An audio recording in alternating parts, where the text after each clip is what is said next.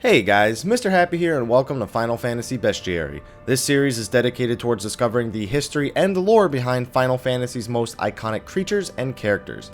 Today, we look at the Lord of Levin, Ramuh. Ramuh is a recurring summon in the Final Fantasy series. As with most Final Fantasy creatures, especially summons, his name and theme draw inspiration from real-life religious and historical figures. In Ramuh's case, he mostly draws from Hinduism, drawing inspirations from the epic called Ramayana and the Hindu god of rain, lightning, and storms, Indra. Considering in the SNES version of Final Fantasy IV he was also called Indra, or translated to Indra I should say, this is likely where his primary theme was derived from, while his name likely drew inspiration from the epic. He is also believed to possibly draw inspiration from the king of the quote-unquote lost continent on Earth known as Mu. However, considering lost continents are ruled out by modern geologists, this one could be a stretch. Ramuh's appearance is that of an old man with a long beard and mustache. While his robes and attire usually vary in ways from title to title, Ramuh almost always has his trusty staff, which he uses to command lightning. As for his personality, Ramuh is generally a peaceful summon, using his powers only to quell forces that he deems evil. However, should he be crossed, his power over lightning makes him an immensely powerful figure, able to inflict strong paralysis effects, as well as use his signature attack, Judgment Bolt. Ramuh's first appearance is in Final Fantasy III, where he was given a very minor role as a simple summon. As with all summons in Final Fantasy III, he had a white, black, and high summoning, with the high summoning being Judgment Bolt. He continued this role into Final Fantasy IV and V before becoming slightly more important in Final Fantasy VI. In this game, he was an Esper who protected Terra when she became an Esper in the tower in Zozo. Mog also states that Ramuh spoke to him in his dreams, told him to help the party, and even taught him how to speak the human language. It is also implied that Ramuh and Ifrit have a friendly background when Ifrit recognizes Ramuh later in the story. In Final Fantasy VII, Ramuh becomes a simple summon again, and does not appear in Final Fantasy VIII at all, being replaced by Quetzalcoatl as the obligatory lightning summon. He then goes on to play a slightly more important, more moral role as an Eidolon in Final Fantasy IX. When the party ends up on Pinnacle Rocks after fleeing Alexandria, he gives Garnet a test of character before lending his powers to her. After this, he becomes your standard summon for Garnet in the game. Ramuh would again be pushed to the sidelines in Final Fantasy X, being replaced by Ixion, but would go on to one of his most impressive appearances to date, Final Fantasy XI.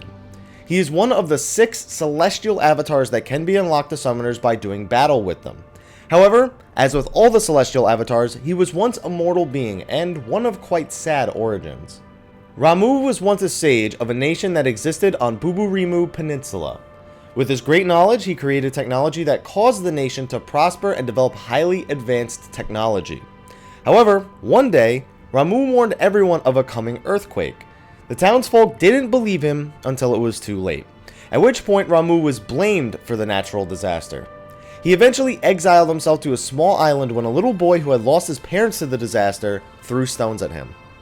Many years later, beastmen were attacking the nation, and out of spite they had forgone Ramuh's technology when he exiled himself, so they were helpless to defend themselves. The boy from before, now a man, sought out Ramuh and asked him for help. Ramuh agreed and used a Staff of Oldham to destroy the beastmen with a focused, deadly thunderstorm. Out of fear, however, the nation exiled him again. When the nation eventually fell, Altana granted Ramuh the powers of the celestial avatar of lightning in return for his selflessness.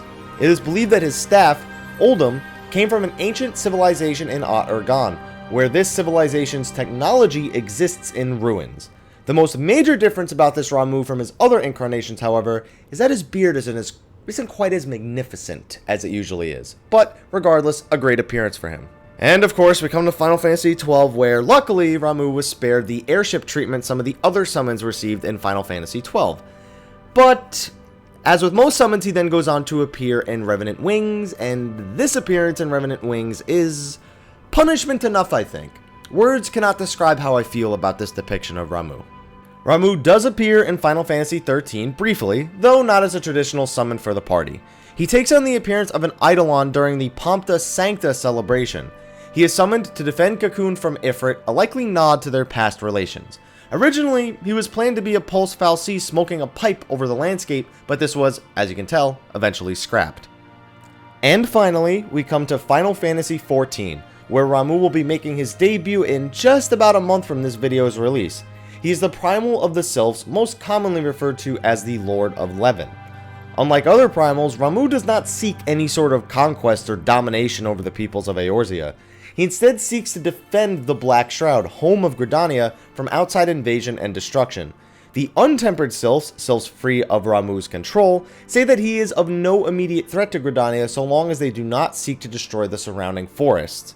However, in patch 2.3, something will cause Ramuh to awaken from his slumber and be called on by the sylphs, resulting in an encounter with the Lord of Levin.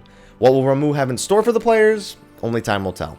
As per usual, it would be rude not to acknowledge that Ramuh has been a part of several other Square Enix titles as well, including the Tactics series, Dissidia, and even the official card game. I am also hoping that Ramuh will have some sort of importance in the upcoming Final Fantasy XV, but again, only time will tell. Thank you for watching. Be sure to like, favorite, subscribe, and share for more Final Fantasy videos, and be sure to check out the rest of the videos on my channel. You may find some other videos you like there as well. Also, you can like me on Facebook and follow me on Twitter, where you can get updates about when I'm posting videos, and you can follow me on Twitch, where I do live stream. But anyway, guys, thank you for watching, and until next time, take care.